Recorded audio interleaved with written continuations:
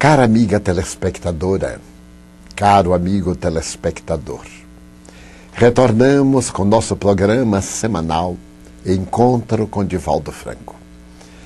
Em nossa abordagem de hoje, iremos reflexionar a respeito da função do Espiritismo em nossas vidas.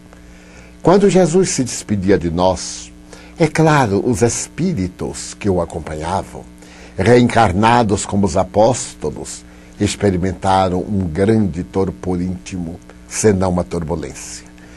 E então um deles disse: Senhor, não nos deixes órfãos. Ao que Jesus, tomado de grande compaixão, redarguiu: Eu não vos deixarei órfãos. Eu rogarei a meu Pai, e o meu Pai vos enviará o Espírito de verdade, o Espírito Consolador, o Paracleto, aquele que virá repetir as minhas palavras e dizer coisas novas que ainda não podeis suportar.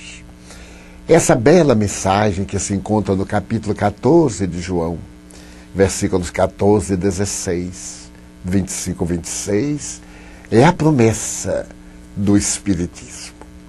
Na sua condição de Consolador, Jesus volta através das lições espíritas para conclamar-nos a uma nova ordem de valores. Ensejam-nos os espíritos bem-aventurados, a visão da vida de uma forma otimista, a compreensão das ocorrências do nosso ser, do nosso destino e das nossas aflições. Mas também nos oferece a oportunidade de dirigir o nosso pensamento para superar todas essas angústias que fazem parte do nosso processo evolutivo. Mas o Consolador não veio única e exclusivamente para consolar as nossas lágrimas.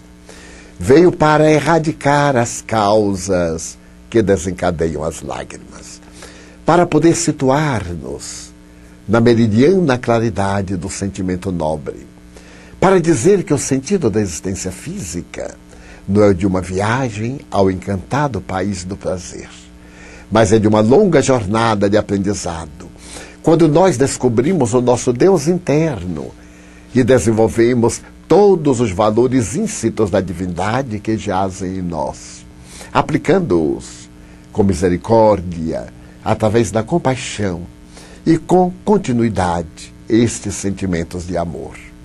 Em face do nosso passado nem sempre nobre, porque nós somos seres que estamos saindo da luz na direção da claridade.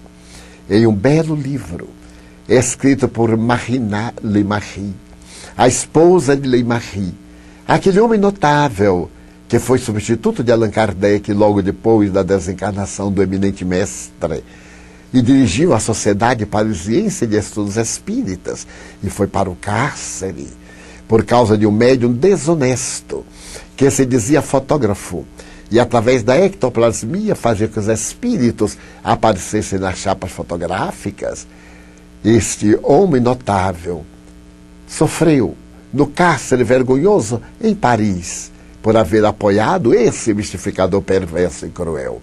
Mas a esposa dele, que escreve toda a saga da sua vida e narra o chamado O Processo dos Espíritas, quando o Espiritismo esteve na barra do tribunal francês, e Amélie Baudet, a nobre esposa viúva de Allan Kardec, foi chamada também a depor.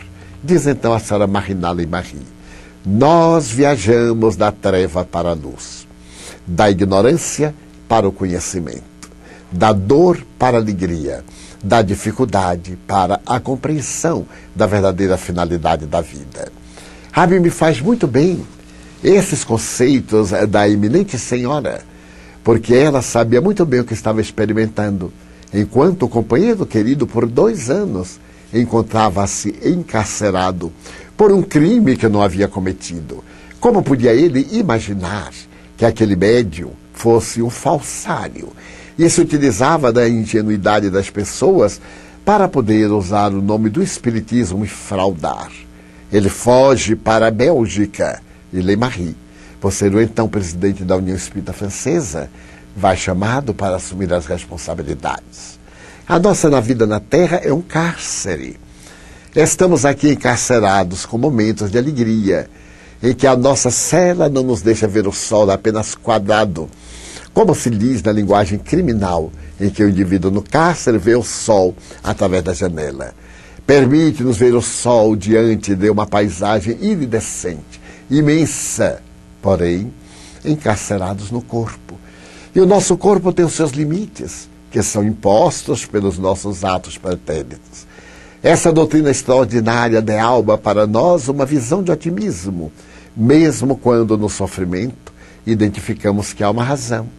E essa razão é lógica, é justa. Por isso que a dor, do ponto de vista espírita, não é a arbitrariedade da divindade. Ela é nada mais, nada menos do que o ensejo de reparação dos nossos delitos graves, e todos nós, sem exceção, atravessamos as velhas faixas de sombras. Estivemos pelos caminhos desairosos do desencanto. Quantas pessoas hoje, esclarecidas pela ciência, motivadas pelo sentimento, conhecedoras da realidade existencial, optam por uma vida de desar, de prejuízos ao seu próximo, de exploração, pela conduta indigna, acreditando-se que está fazendo o melhor ao seu alcance e comprazendo-se em continuar. Como as leis são inexoráveis, os nossos atos ficam inscritos na consciência cósmica. E à medida que o tempo sucede etapa a etapa, a consciência cósmica, através da divina justiça, vai imprimindo pelo nosso perispírito, em nosso corpo, em nossa emoção, em nossa mente, as nossas necessidades reparadoras.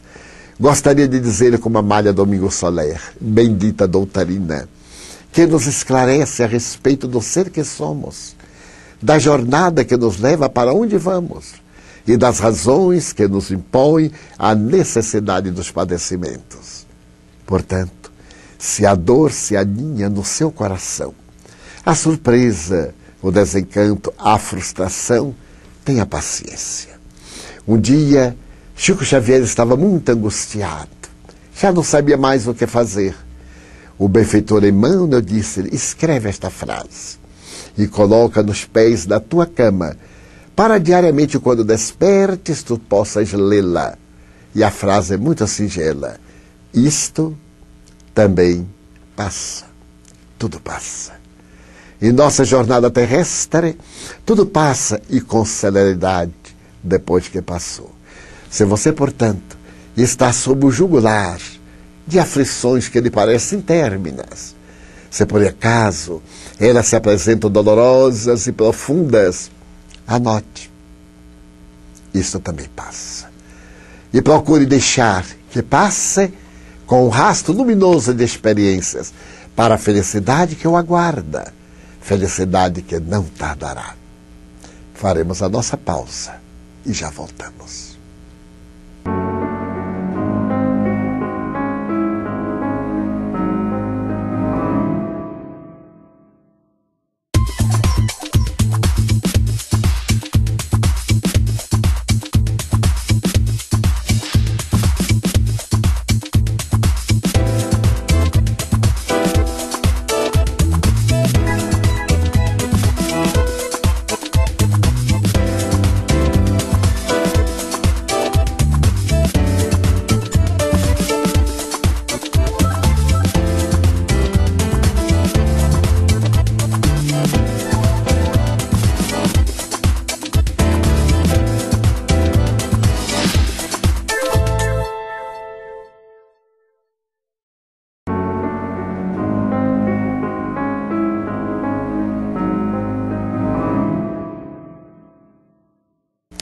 Estamos de volta para comunicar que agora teremos a entrevista de Cláudio Sinotti com nosso querido médium e expositor espírita José Raul Teixeira de Niterói.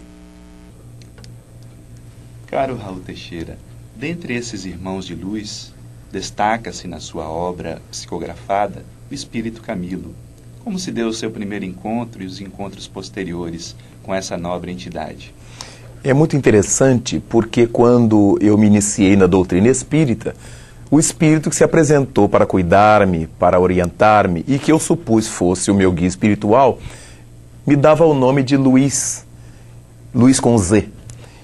E durante muito tempo, durante 7 anos, embora o número estranho, mas durante 7 anos esse espírito me orientou, era um verdadeiro companheiro diariamente e me ajudava a enfrentar as dificuldades dos primeiros tempos no movimento espírita, me ajudava a me defender das sortidas que muitas vezes me eram preparadas, me orientava muito, muito de perto.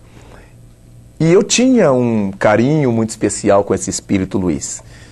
Findados os 7 anos, numa das reuniões mediúnicas, ele então me apareceu e disse que estava se despedindo naquela noite para deixar-me aos cuidados do nosso verdadeiro benfeitor espiritual, do nosso verdadeiro guia, que era então o Espírito Camilo.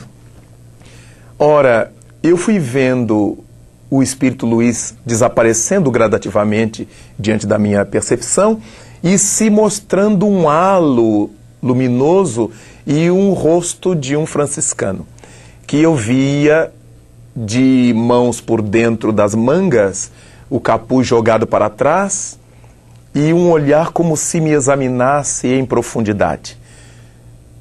Esse espírito então me tomou e escreveu uma página curta falando dos nossos compromissos com o Pai Seráfico de Assis, para servir a Jesus através dele, e que nós devíamos muito, naturalmente, por humildade, o Espírito se incluiu na história, mas eu devia muito à mensagem de Jesus, à causa do Cristo, e ele me disse então nessa mensagem que se lográssemos êxito nessa tarefa, teríamos superado largas faixas da reencarnação de preocupações passadas. E assinou Camilo, e pôs Camilo com 2 L's. Quando eu voltei à consciência e que li, fiquei preocupado, porque o povo poderia pensar em outros Camilos que não fosse ele próprio. Eu não sabia propriamente quem ele era. E eu disse, o senhor não poderia evitar-me esse constrangimento, porque todo mundo vai me questionar se é, por exemplo, Camille Flammarion. E ele me disse, pode pôr com um L só. E a partir dali eu passei a grafar e ele passou a escrever com um L só o Camilo. Desse modo, em 1974, então de 67 a 74, foram 7 anos que eu vivi sob os cuidados imediatos do Espírito Luiz, e a partir de 74, o Espírito Camilo assumiu esse trabalho ostensivamente comigo. Então, verifiquei que a partir daquele dia, o Espírito Benfeitor me dera uma nova dinâmica na minha ação espírita. E eu que tinha quase 500 mensagens psicografadas por Luiz, por outros espíritos, e que eu guardava em plásticos com muito carinho, o Espírito Camilo me disse, rasgue-as e queime-as. E eu achei até que ele fosse um obsessor, porque eu tinha tanto carinho por minhas mensagens. E ele me disse, meu filho, foram apenas exercícios para que você pudesse ter disciplinada, ajustada a escrita mediúnica. A partir daqui é que nós vamos escrever com um pouco mais de coerência, de coesão das ideias, para servir de fato a causa de Jesus. E a partir de 74, o Espírito Camilo me vem assessorando diretamente. Logo após, no início da década de 80, você fundou com um grupo de amigos a Sociedade Espírita Fraternidade, na sua cidade, Niterói. Como veio esse desejo, essa vontade de fundar uma agremiação espírita? Eu nunca tive desejo de fundar nenhum centro espírita, nenhuma agremiação espírita. Trabalhava na Casa Espírita, onde eu comecei, e estava feliz. Me sentia um bom espírita, fazendo as coisas como eu devia fazer, naturalmente com as lutas humanas comuns, até que os benfeitores começaram a me dizer que estava no nosso programa a construção de uma obra espírita, de um centro espírita, mais propriamente. E eu fui ficando ansioso, angustiado. Eu fazia ouvido de mercador, fazia de conta que não estava escutando. Em 74, quando o Espírito Camilo, então, se mostrou para mim, ele enfatizou a ideia de que nós tínhamos um compromisso de criar um programa para desenvolver uma atividade. E eu fui fazendo de conta que não estava entendendo. Passou-se o tempo, e no ano de 1979, eu me encontrava em Belo Horizonte acompanhando Divaldo Franco, que estava realizando uma série de conferências ali, e nos hospedamos na mesma casa dos confrades Walter e Marlene de Assis, onde nos hospedamos até os dias atuais. E numa das manhãs eu despertei com Divaldo sentado na beira de minha cama. E me disse assim: tem um recado da Joana para você. Eu digo: que bom! E ele me disse: Joana lhe disse que está na hora de fundar a instituição. O espírito Camilo deve ter visto que eu não dei atenção a ele e pediu a companheira para que através dela eu tivesse a mesma informação. E ela me dizia, a maternal Joana de Ângeles, que era necessário que eu começasse a realizar um trabalho para que os meus afins ouvissem minha voz e se aproximassem. Em fevereiro do ano seguinte, aliás, isto foi em 1977, deixe-me retificar.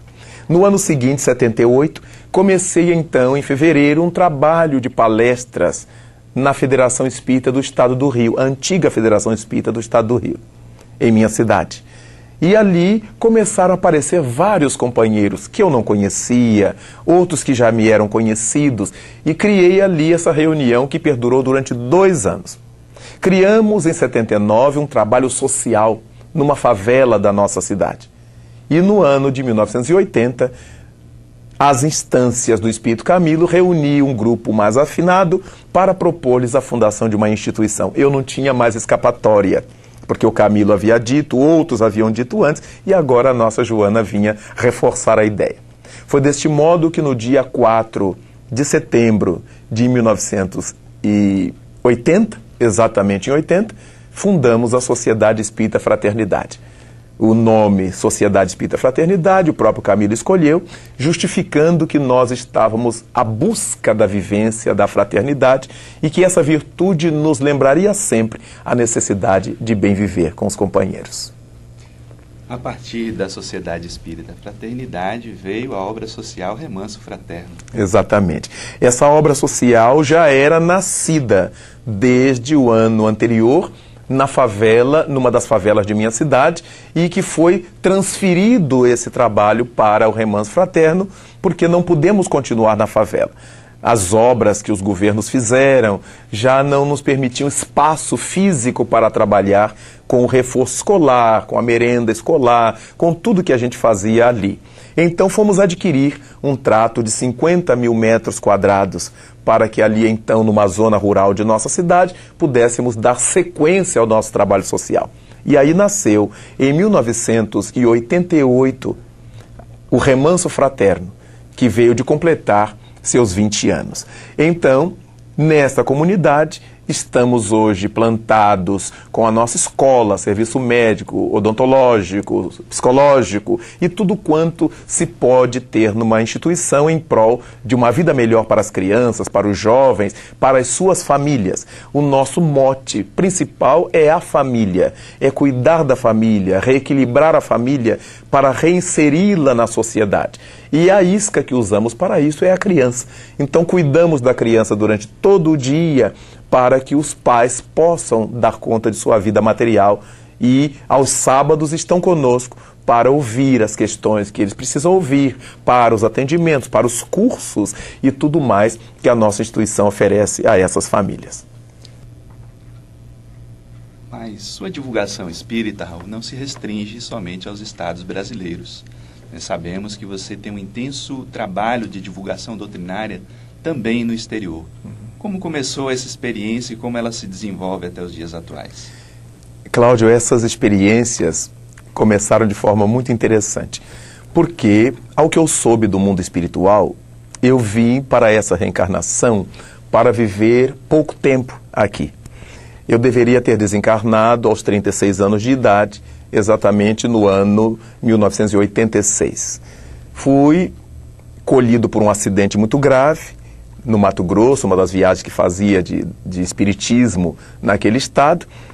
O meu confrade anfitrião desencarnou nesse acidente e a partir dali eu fiquei sabendo que eu deveria ter ido nesse acidente e que fui poupado, dadas as características do acidente.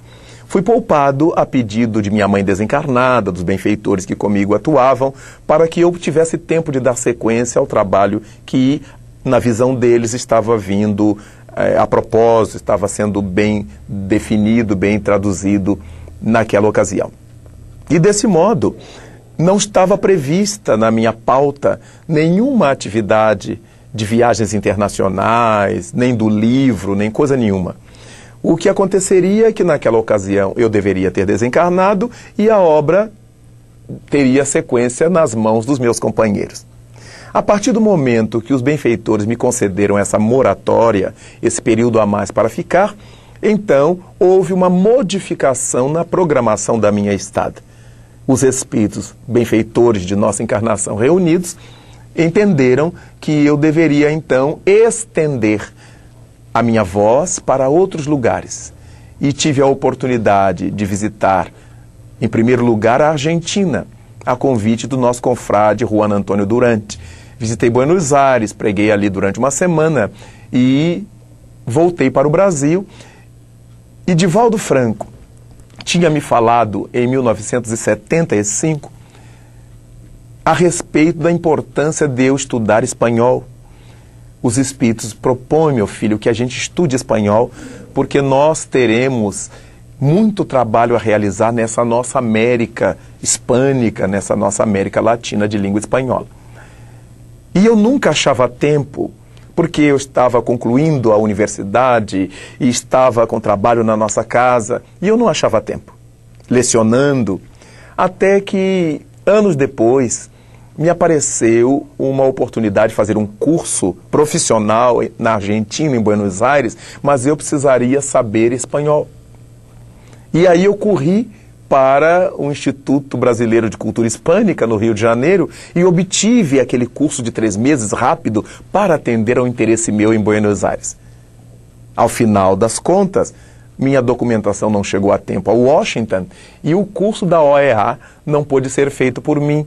E quando eu fiquei assim algo abatido, chateado, ouvi a voz do Divaldo lá de 1975.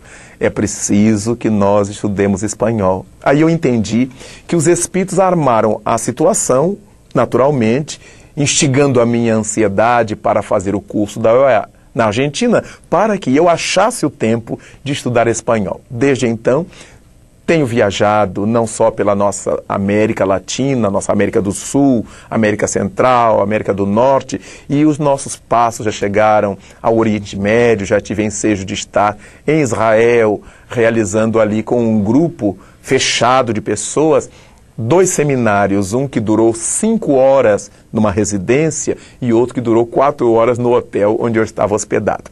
E aí já tivemos ensejo de estender os nossos passos para os vários continentes nesses 42 anos.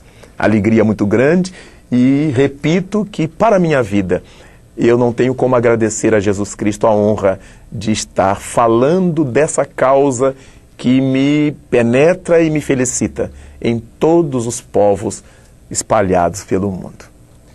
E nesse volume de atividades, Raul, você ainda encontra tempo para a psicografia, porque não tem jeito. Vão dezenas de livros psicografados, alguns traduzidos para outros idiomas. É verdade. Qual é a sua disciplina para psicografar? Olha, durante o período do meu trabalho profissional, sempre eu tinha o dia inteiro ocupado. Lecionava o dia inteiro, tinha atividades universitárias o dia inteiro. À noite, o Centro Espírita nos exige muito reuniões todos os dias, todas as noites. E nos finais de semana, as viagens. E as madrugadas era o tempo que eu dedicava aos espíritos. O Espírito Camilo sempre me pedia 2 horas, 3 horas, o tempo que fosse necessário. E eu concedia nas madrugadas, quando eu chegava do Centro Espírita e relaxava um pouco e trabalhava até as 3 horas da manhã, 3:30 da manhã. Recostava-me depois da minha oração de agradecimento e acordava às 6:30 tranquilinho para as minhas atividades do dia. Sempre foi assim. Hoje em dia disponho de um pouco mais de tempo para que, ao longo do dia, eu possa separar algum tempo para atender aos bons espíritos. Na doutrina espírita, nós temos Jesus como mestre, mas certamente temos alguns exemplos. Nessa sua trajetória espírita, quais são os exemplos que lhe vêm à mente? Naturalmente que, sendo Jesus Cristo modelo e guia, eu procuro sempre buscar nas pessoas que eu admiro essa cópia não é? Esse êmulo de Jesus Cristo que a gente vai encontrando nas pessoas as mais diversas, que vivem conosco, com as quais aprendemos muito. E eu posso destacar almas notáveis que fizeram parte de minha vida, como foi Deolindo Amorim, como foi Ivone Pereira, Júlio César Grande Ribeiro, um notável médium do Espírito Santo, já desencarnado, como foi Chico Xavier, em muitas coisas que com ele aprendi, visitando em Uberaba. Mas, fundamentalmente, Divaldo Franco tem sido para mim um desses modelos de alguém que dedicou sua vida a servir a causa de Jesus. Nos tornamos amigos em 1970, quando o conheci no Rio de Janeiro, durante um encontro de juventudes na região oeste da cidade. Em Campo Grande se realizava um evento para juventudes. E fui de Niterói para lá com um grupo de jovens. A essa época eu dirigia um setor da Mocidade Espírita, onde eu comecei. Por que eu queria conhecer a Divaldo? Porque todo mundo dizia que eu falava semelhante a Divaldo Franco. E eu não conhecia esse Divaldo Franco de quem se falava. E as pessoas diziam, mas você fala igual a Divaldo Franco, você copia Divaldo Franco. Eu digo, mas eu nem conheço o Divaldo Franco. 3 anos depois, já que em 1970, eu soube que ele iria participar junto ao Dr. Jorge Andréa de um evento para jovens. Eu digo, eu não posso perder, eu tenho que conhecer este homem que eu copio sem saber. E conheci Divaldo nessa oportunidade, e foi uma felicidade. Abriu os braços para mim, nos tornamos amigos naquele momento. Ele me disse, já que eu fiz a queixa, né, porque as pessoas me cobravam muito falar semelhantemente a ele, e ele me disse, não se preocupe. Eu também sou alvo dessa mesma questão. As pessoas não conseguem ver a mensagem que a gente prega, elas ficam procurando a quem a gente imita. E deste modo me convidou para vir à mansão, conhecer o trabalho dele aqui em Salvador, o que eu só pude concretizar em 1974, com muita felicidade. Mas naqueles 70 conheci Divaldo. E a partir dali passei a ver naquele homem um representante do bem, um mensageiro de Cristo, encarnado e amigo muito próximo a mim. Devo a Divaldo Franco muitas das orientações na mediunidade que me ajudaram até hoje a manter a linha doutrinária, a respeitar a presença dos espíritos, porque eu tinha muito medo. Eu via tantas absurdidades realizadas em nome da mediunidade que eu me podava, eu tinha muito receio. E foi Divaldo que me orientou, que me ajudou. Cada vez que eu vinha à mansão, ele me inseria na reunião mediúnica, me observava, me falava as coisas depois, para que eu pudesse ir ganhando confiança na própria faculdade mediúnica, que eu já tinha, mas tinha essas reticências, essas angústias por ver tanta falcatrua sendo feita em nome do espiritismo e da mediunidade. De modo que, dentre esses indivíduos que aqui na Terra vêm me servindo ou me serviram de balizamento para que eu aprendesse a buscar a Jesus, Divaldo é um desses amigos que eu não posso esquecer jamais. Caros amigos, terminamos aqui a primeira parte da nossa entrevista com o professor e médium José Raul Teixeira. Voltaremos em breve com vocês pelo nosso encontro com Divaldo pela tvsei.com.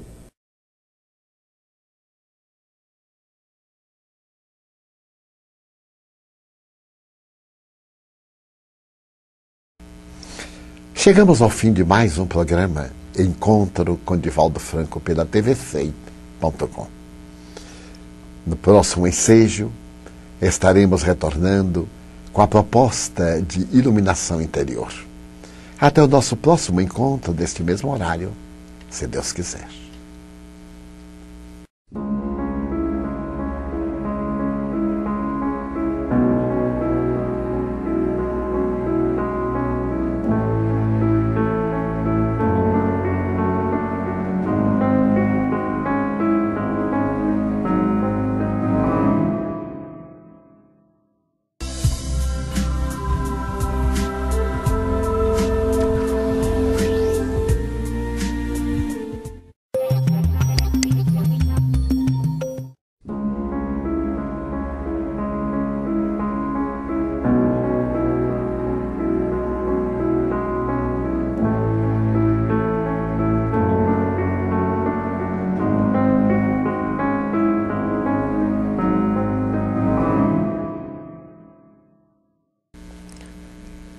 Cara amiga telespectadora, caro amigo telespectador, retornamos com nosso programa semanal Encontro com Divaldo Franco. Em nossa abordagem de hoje, iremos reflexionar a respeito da função do Espiritismo em nossas vidas. Quando Jesus se despedia de nós, é claro, os espíritos que o acompanhavam, reencarnados como os apóstolos, experimentaram um grande torpor íntimo, senão uma turbulência. E então um deles disse: Senhor, não nos deixes órfãos. Ao que Jesus, tomado, ri: nós viajamos da treva para a luz, da ignorância para o conhecimento, da dor para a alegria, da dificuldade para a compreensão da verdadeira finalidade da vida.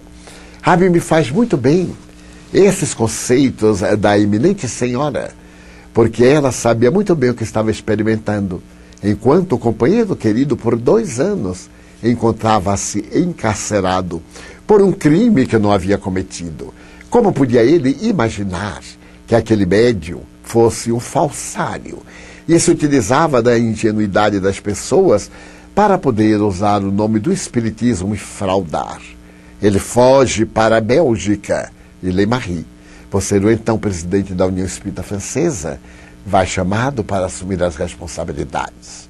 A nossa vida na Terra é um cárcere.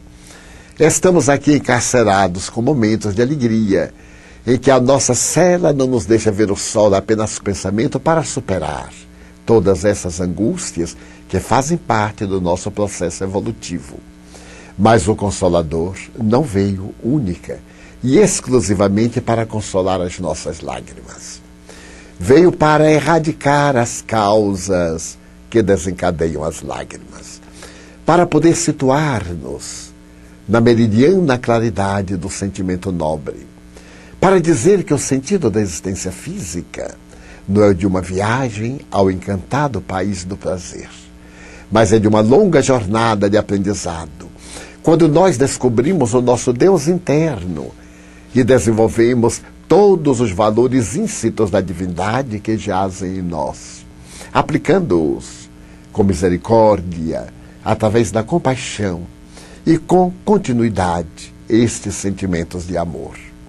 Em face do nosso passado nem sempre nobre, porque nós somos seres que estamos saindo da luz na direção da claridade.